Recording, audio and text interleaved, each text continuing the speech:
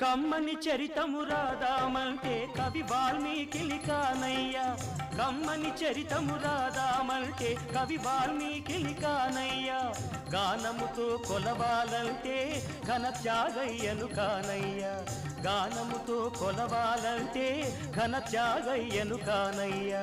ఆశతో కోవెల కడదామంటే తహసీల్దారును కానయ్యా ఆశతో కోవెల కడదామంటే తహసీల్దారును కానయ్యా ఆఖరికి మనసిద్దామంటే అది ఏనాడో నీదయ్యా ఏమయ్యా ఏమయ్యా ఓ రామయ్యా ఎలా సేవించాలయ్యా నిన్ను ఏమని కీర్తించాలయ్యా ఏమయ్యా